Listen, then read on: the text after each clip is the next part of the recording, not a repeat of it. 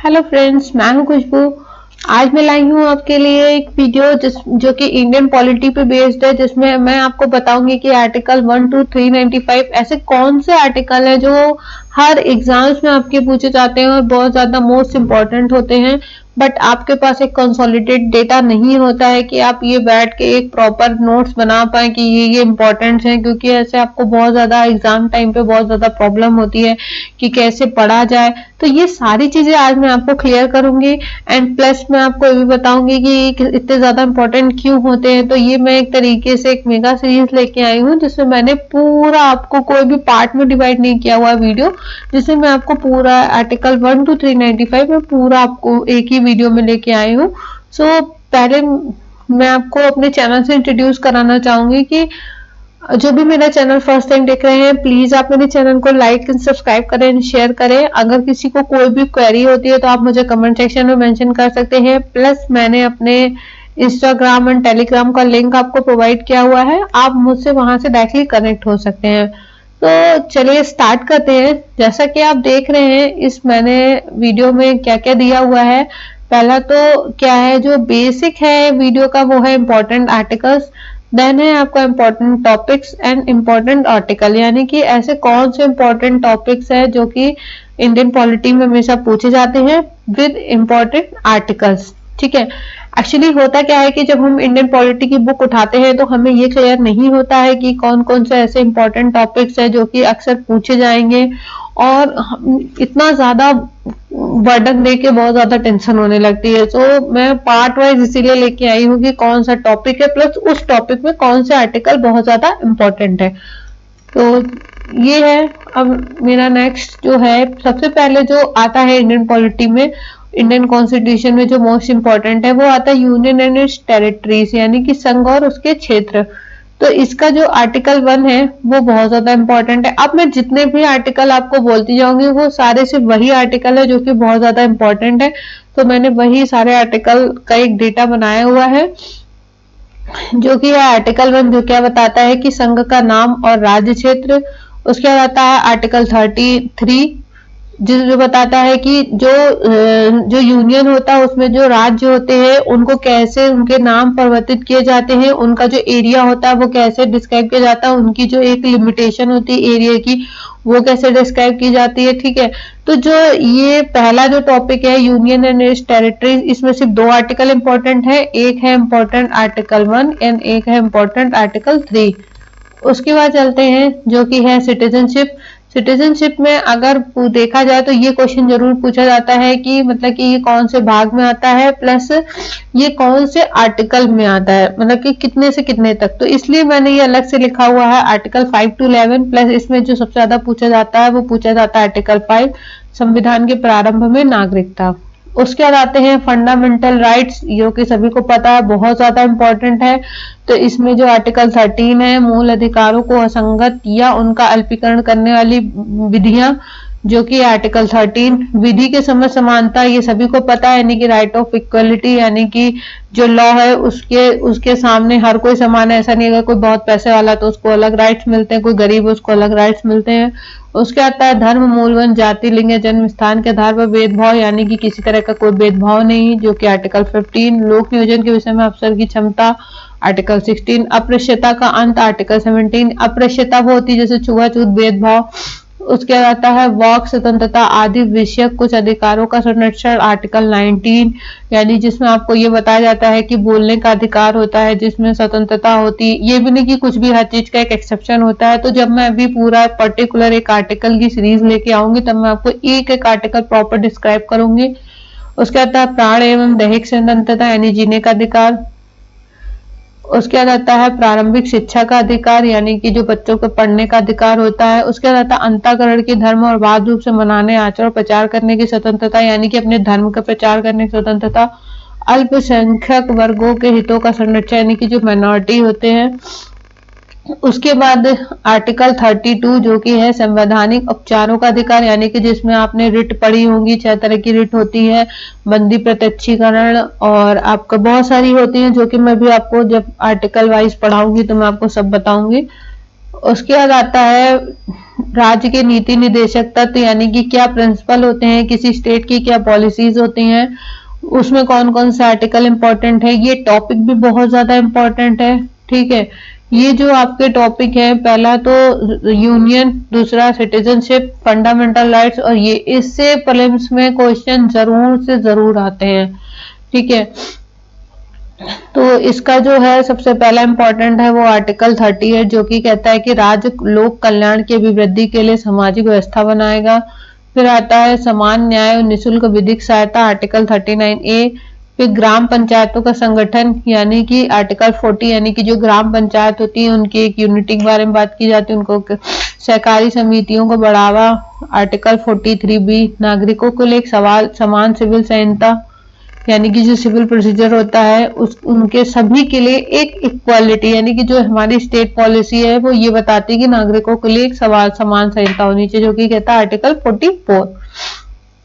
उसके बाद आता है बालकों के लिए निःशुल्क और अनिवार्य शिक्षा का उपबंध, यानी कि ऐसा प्रोविजन, ऐसी व्यवस्था जो कि बालकों के लिए, यानी जो बच्चे हैं उनके लिए निःशुल्क शिक्षा प्राप्त कराई जाए, आर्टिकल 45। उसके आता है अनुसूचित जाति, अनुसूचित जनजाति, अन्य दुर्बल वर्गों के शिक्षा और अर्थ की संबंधी हितों की अभिवृद्धि, आर्टिकल 46, यानी कि जो SC ST कैटेगरीज होती हैं उनके लिए, जो दुर्बल वर्ग होते हैं उनके लिए।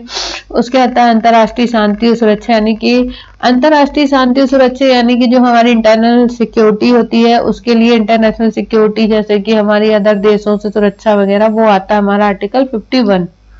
उसके बाद आता है फंडामेंटल ड्यूटीज। पहले तो मैं एक छोटी सी चीज आपको क्लियर कर दूं, एक होता है हमारा फंडामेंटल राइट्स और फिर एक होता है हमारा फंडामेंटल ड्यूटीज। राइट्स क्या होते हैं? हमारे अधिकार होते हैं जो कि हमको अपनी गवर्नमेंट से मिले होते हैं, लेकिन जो फंडामेंटल ड्यूटीज होती है वो ये होती है कि हमें अब क्या करना है, हमारी क्या राइट्स बनते हैं, हमारी क्या लायबिलिटीज है हमारे स्टेट के लिए, हमारी कंट्री के लिए, तो वो आता है फंडामेंटल ड्यूटीज में। तो इसमें एक ही सेक्शन है जो कि बहुत ज्यादा इंपॉर्टेंट है, वो है आर्टिकल 51A, जो कि बताता है कि आपकी क्या क्या फंडामेंटल ड्यूटीज है। तो ये जो अभी तक मैंने आपको बताया, तो ये तो बहुत ज्यादा इंपॉर्टेंट है जो कि हमेशा प्रीलिम्स में पूछे ही जाते हैं, और 51A तो 70% पूछा ही जाता है आपके एग्जाम में। उसके बाद एक टॉपिक आता है राष्ट्रपति और उपराष्ट्रपति, प्रेसिडेंट एंड वाइस प्रेसिडेंट, जिसमें आपका इंपॉर्टेंट आर्टिकल है वो है आर्टिकल 72, जो कि बताता है राष्ट्रपति की शक्तियां। कुछ मामलों में दंडादेश के निलंबन, परिहार, लघुकरण के राष्ट्रपति की शक्ति, यानी कि कुछ ऐसे मामले होते हैं जिसमें प्रेसिडेंट को ये राइट्स होते हैं कि वो उन मामलों को स्थगित कर सकते हैं, यानी कि रोक सकते हैं, स्टे लगा सकते हैं। और जिसमें जैसे कि राष्ट्रपति के पास ये भी शक्ति होती है कि किसी भी सजा को माफ कर सकते हैं, ठीक है। एक राष्ट्रपति के पास ही शक्ति होती है जो कि फांसी की सजा को रोक सकते हैं। तो ये क्या क्या प्रेसिडेंट के क्या क्या पावर्स होते हैं, और तो उसके बारे में क्या बताता है आर्टिकल 72। उसके बाद आता है जो कि बहुत इंपॉर्टेंट टॉपिक है, वो है केंद्रीय मंत्रिपरिषद, भारत का महान्यायवादी, union council of minister, attorney general of India. तो इसमें 4 आर्टिकल इंपॉर्टेंट है, जो कि पहला है आर्टिकल 74, राष्ट्रपति को सहायता और सलाह देने के लिए मंत्रिपरिषद, यानी कि आर्टिकल 74 ये बताता है कि राष्ट्रपति जो है कोई भी काम, मतलब कोई भी काम के, कुछ ऐसे काम है जिनको वो, जो मंत्री परिषद है उनमें जो मंत्री हैं उनकी सलाह से ही करते हैं, जो कि आर्टिकल 74 बताता है।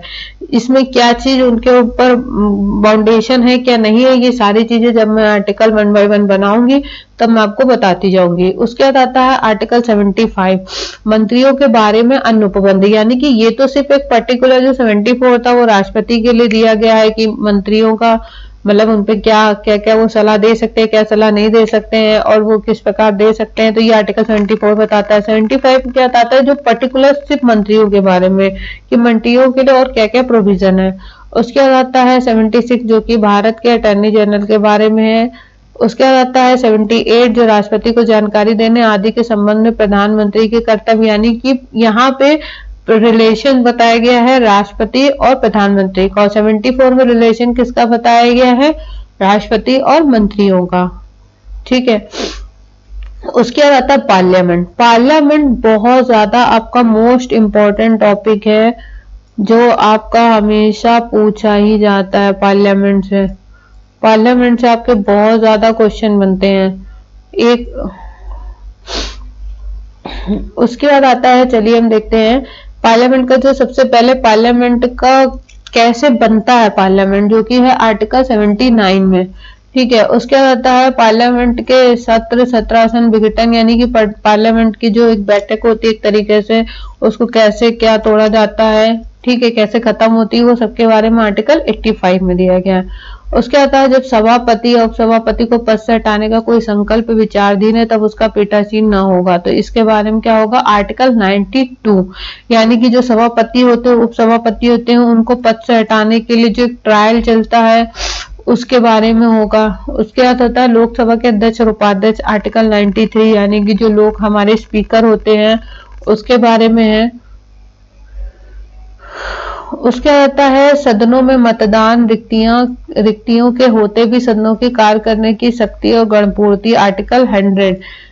उसके बाद आता है यानी कि मतदान, यानी कि जो वोटिंग होती है सदन के लिए, प्लस उसमें जो मतलब कि लोग होते हैं, जो जगह खाली हो जाती है, जस्ट लाइक जैसे कोई रिटायर हो गया है या फिर किसी ने छोड़ दिया, त्याग पत्र दे दिया, रिजाइन दे दिया है, तो ये सारी चीजें किस में आती हैं, रिक्तियों में आती है। और उनकी क्या पावर है, क्या कार्य करने की उनको क्या क्या पावर मिली हुई है। उसके बाद सदस्यों के वेतन और भत्ते, यानी कि जो उनको वो मिलते हैं, क्या कहते हैं, सैलरी मिलती है, और उनको अलग से क्या क्या मिलता है, जैसे लाइक कौन कौन से अलाउंस मिलते हैं, जैसे कि भत्तों आपके वो हो गया, अलाउंस हो गया, जैसे रहने का खर्चा, रेंट का खर्चा, आने का खर्चा, जाने की खर्चा, ये जो सारी चीजें होती हैं आपके अलाउंस में होती है। तो ये किस में दिया गया, आर्टिकल 106 में।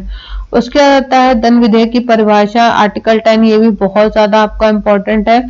धन विधेयक की परिभाषा आपका वो हो गया जो कि आपका मनी बिल पास होता है, जो कि हमारी निर्मला सीतारमन जी हैं, जो इस समय फाइनेंस मिनिस्टर हैं।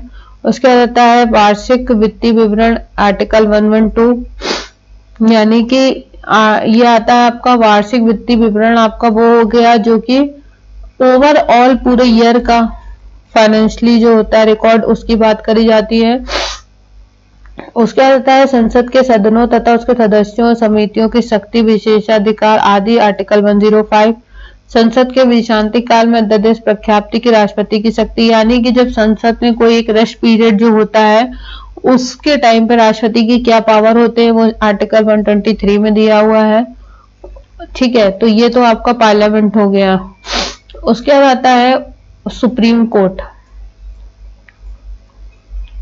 सुप्रीम कोर्ट में क्या है कि जो आपका आर्टिकल 124 है उसमें ये आपका इंपॉर्टेंट है कि उच्चतम न्यायालय की स्थापना और गठन, यानी कि कैसे जो सुप्रीम कोर्ट है उसकी कैसे एक नींव रखी जाती है, कैसे बनता है। और उसके बाद आता है आर्टिकल 143, जिसमें कहता है उच्चतम न्यायालय से परामर्श करने की राष्ट्रपति की शक्ति, यानी कि कौन सी ऐसी कंडीशन होती है जिसमें जो राष्ट्रपति है, यानी कि ये इसमें एक रिलेशन बताया गया है सुप्रीम कोर्ट और प्रेसिडेंट का। जैसे कि 74 में क्या बताया गया था, 74 में बताया गया था कि राष्ट्रपति और मंत्रियों के बीच में क्या रिलेशन है। 78 में बताता है राष्ट्रपति और प्रधानमंत्री के बीच में, और 143 क्या बताता है, सुप्रीम कोर्ट और राष्ट्रपति के बीच में। तो यहाँ पे अगर आप ये वर्ड याद रखेंगे कि रिलेशन, तो आपको सारी चीजें याद हो जाएंगी, क्योंकि मंत्री वाला पहले था और सुप्रीम कोर्ट वाला बाद में, तो इससे आपकी कभी गलती नहीं होगी। उसके बाद आता है भारत का नियंत्रक एवं महालेखा परीक्षक, ऑडिटर जनरल ऑफ इंडिया, जिसमें दो आपके आर्टिकल इंपॉर्टेंट है। पहला आर्टिकल 148, आर्टिकल 149, यानी कि भारत का नियंत्रक और महालेखा परीक्षक। तो ये इसके बारे में एक इंट्रोडक्शन है जो कि 148 में दिया गया है। उसके बाद आता है सेक्शन आर्टिकल 149, नियंत्रक महालेखा परीक्षक के कर्तव्य हो सकते हैं। यहाँ तो इसके बारे में दिया गया। उसके बाद यहाँ पे क्या दिया गया, क्या उनकी ड्यूटीज है और क्या उनकी पावर है। उसके बाद आता है गवर्नर। गवर्नर में दो आर्टिकल इंपॉर्टेंट है, आर्टिकल 145, आर्टिकल 167, जिसमें गवर्नर की क्या कैसे उनकी नियुक्ति होती है, यानी कि कैसे उनको रखा जाता है, क्या उनका प्रोसीजर होता है उनको रखने का। प्लस उसके बाद आता है 161 में क्षमा आदि कि और कुछ मामलों में दंडादेश के निलंबन, परिहार और लघुकरण राज्यपाल की शक्ति, जो कि हम लोगों ने राष्ट्रपति का पढ़ा हुआ था। सेम वही है कि एक राष्ट्रपति के बारे में जैसे हमने पढ़ा था कि किन चीजों में किसी को क्षमा कर सकता है, यानी कि फॉरगिव जिसको बोलते हैं, और प्लस उसके बाद होता है कि किस मामलों में उनको किसको दंड दे सकता है। तो यहाँ पे गवर्नर की पावर के बारे में बात की गई, सिर्फ और सिर्फ पावर के बारे में 161। उसके बाद आता है राज्य मंत्रिपरिषद और महाधिवक्ता, state council of minister and advocate general. ये इसके 2 आर्टिकल हैं, इसके भी 2 आर्टिकल इंपॉर्टेंट है, आर्टिकल 163 एंड आर्टिकल 165। आर्टिकल 163 कहता है कि राज्यपाल की सहायता और सलाह देने के लिए मंत्रिपरिषद, यानी कि यहाँ पे क्या रिलेशन बताया गया। अभी तक तो हम लोग राष्ट्रपति से रिलेशन पढ़ रहे थे, अब यहाँ पे गवर्नर से रिलेशन चलेगा कि यानी कि जो गवर्नर होते हैं हमारे, उनकी सहायता करने और सलाह करने के लिए मंत्रियों का रिलेशन। इससे आप याद करेंगे तो आपको आर्टिकल याद रहेगा। प्लस 165 क्या आता है, राज्य का महाधिवक्ता यानी कि एडवोकेट जनरल। उसके बाद आता है स्टेट लेजिस्लेचर यानी कि राज्य का विधानमंडल। इसमें भी ये भी आपका काफी ज्यादा मोस्ट इम्पोर्टेंट है पार्ट।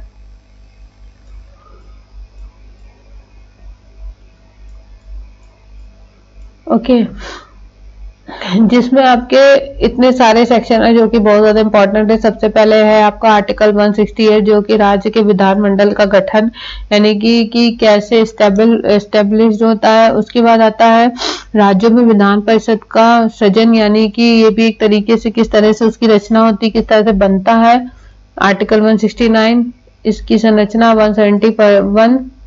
उसके आता है राज्य के विधानमंडलों की अवधि 172। उसके आता है राज्य के विधानमंडल की एलिजिबिलिटी क्या होती है वो होता है आर्टिकल 173। उसके बाद आता है राज्य के विधानमंडल के कैसे, वही चीज जो हम लोगों ने संसद में पढ़ी थी कि उसका जो सत्र होता है और यानी टाइम पीरियड होता है उसका कैसे गठन किया जाता है, यानी कि जो उनकी मीटिंग वगैरह होती है, आर्टिकल 174। विधानसभा के अध्यक्ष और उपाध्यक्ष, यानी कि अभी तक तो हम संसद के बारे में पढ़ रहे थे, यहाँ पे विधान लोकसभा के बारे में पढ़ा था, वह ये विधानसभा के बारे में। उसमें क्या है कि आर्टिकल 178। उसके बाद आता है विधानमंडल के सदनों की तथा उसके सदस्यों की समितियों की शक्तियां, विशेषाधिकार आदि। यानी कि अभी तक हमने क्या पढ़ा था कि इनके अध्यक्ष और उपाध्यक्ष के बारे में। अब है विधानमंडलों के सदनों के सदस्यों और समितियों की शक्तियां, यानी कि इनकी क्या क्या पावर्स होती हैं, जो उसमें विधानमंडल में जो लोग बैठते हैं उनकी क्या क्या पावर होती हैं, तो उसके क्या स्पेसिफिक राइट्स होते हैं उसके बारे में आर्टिकल 194 में। फिर विधायकों पर अनुमति आर्टिकल 200, वार्षिक वित्तीय विवरण आर्टिकल 202। उसके बाद इसके 2 आर्टिकल और इम्पोर्टेंट, आर्टिकल 212, आर्टिकल 213।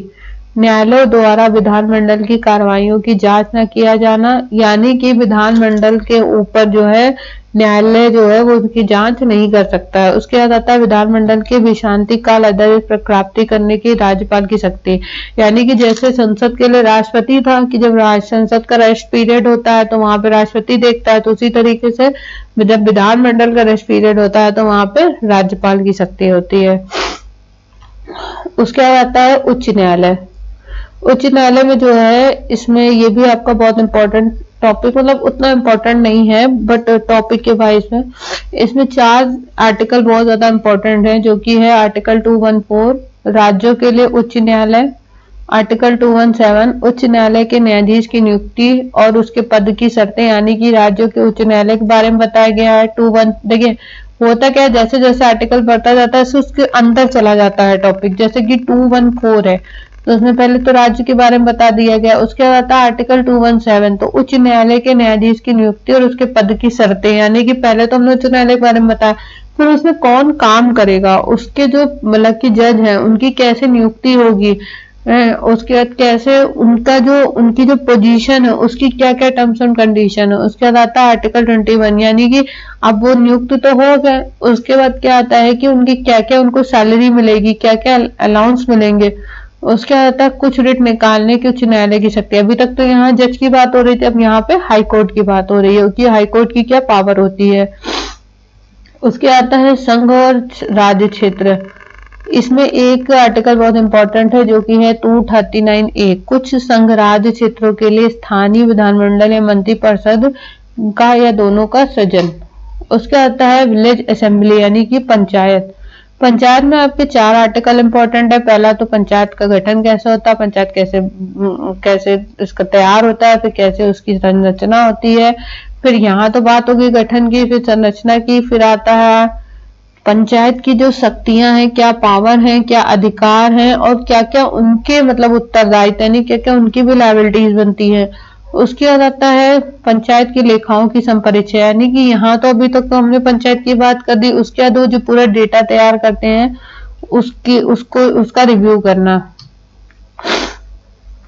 उसके बाद आपका इंपॉर्टेंट टॉपिक आता है जो कि संघ और राज्यों के बीच विधायी का संबंध, जिसमें 2 आर्टिकल इंपॉर्टेंट है, आर्टिकल 246A, आर्टिकल 249। 246A कहता है वस्तु और सेवा कर के विषय में विशेष प्रावधान यानी कि जो हमारी service and good and service tax है जो कि हमारी जीएसटी है, उसके बारे में क्या स्पेसिफिक क्या स्पेसिफिक रूल्स हैं उसके बारे में बताया गया है।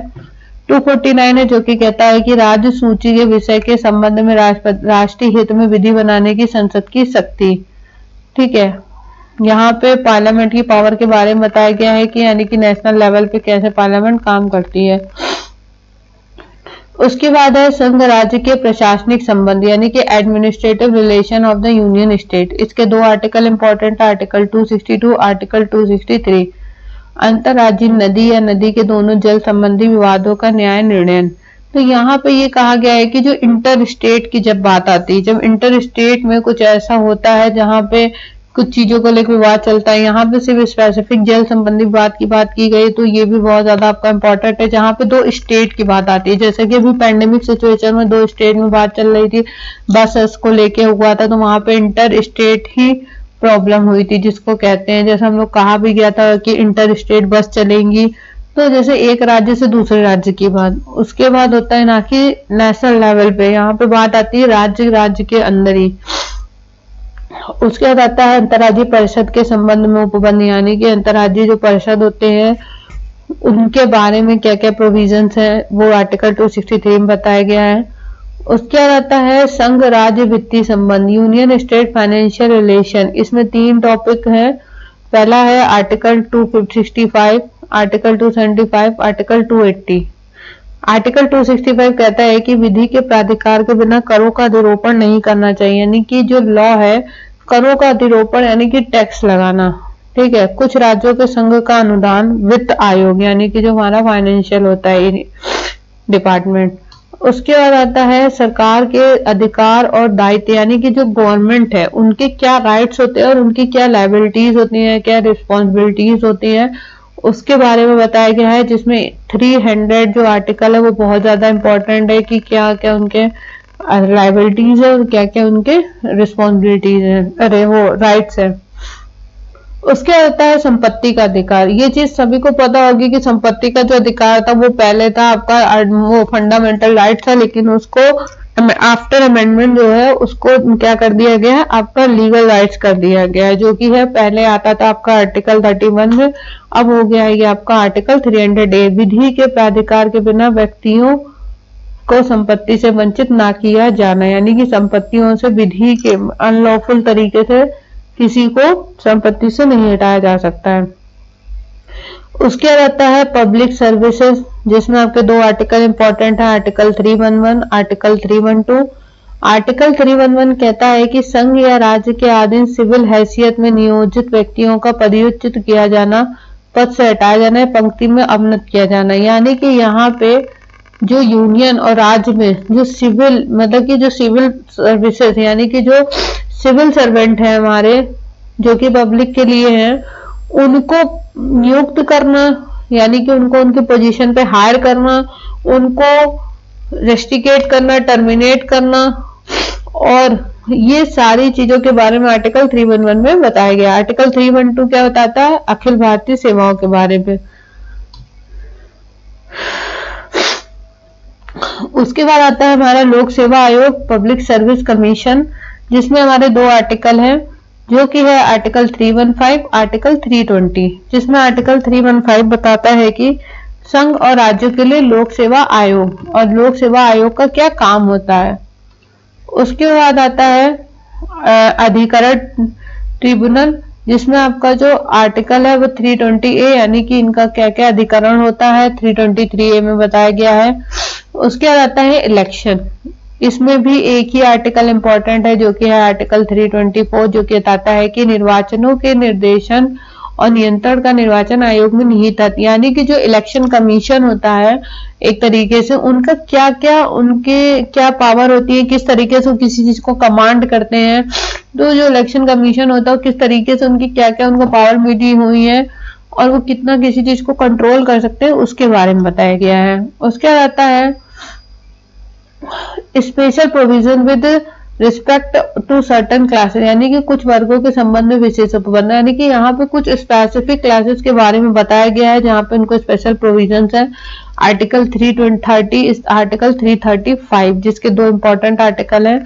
लोकसभा में अनुसूचित जातियों और अनुसूचित जनजातियों के लिए स्थानों का आरक्षण, यानी कि जहाँ पे हम हमेशा कैटेगरी की बात करते हैं रिजर्वेशन की, उसके बारे में बताया गया है।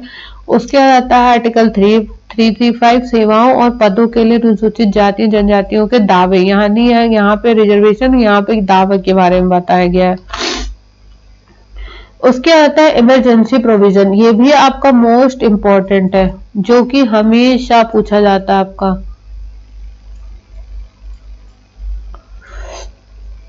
ये भी आपका बहुत ज्यादा इंपॉर्टेंट है, जिसमें आर्टिकल 352, आर्टिकल 356, आर्टिकल 360।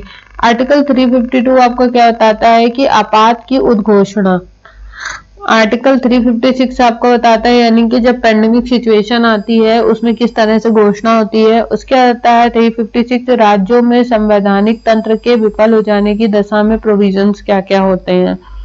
आर्टिकल 360 बताता है वित्तीय आपात के बारे में, यानी कि जब फाइनेंशियल कोई सिचुएशन खराब हो जाती है, यानी कि इकोनॉमी जैसे अभी हुई थी, अभी जब हमारी कोविड-19 में यही हुआ था कि बहुत ज्यादा पैंडेमिक, वो कहते हैं जिस तरह से इकोनॉमिक कंडीशन बहुत ज्यादा खराब हो गई थी।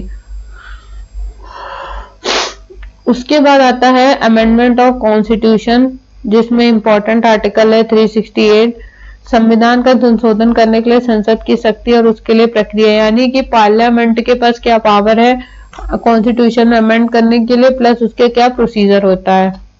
उसके बाद आता है स्पेशल प्रोविजन जो कि 370, जो कि बहुत ज्यादा पॉपुलर आर्टिकल है जिसको हम कह सकते हैं, जिसमें स्पेशल राइट्स हैं जम्मू एंड कश्मीर के पास, उसके बारे में बताया गया है। तो ये थे जो मैंने आपको पूरा बताया है कि कौन कौन से टॉपिक हैं। ये मैंने आपको बता दिया कि कौन कौन से आपके मोस्ट इम्पोर्टेंट टॉपिक हैं, ठीक है। और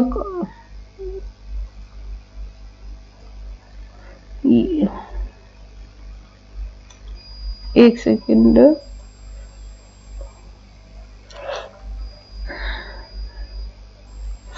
ये मैंने आपको बता दिया कौन कौन से इम्पोर्टेंट टॉपिक है प्लस कौन कौन से इम्पोर्टेंट आर्टिकल है, और मैंने एक शॉर्ट ट्रिक भी बता दी है।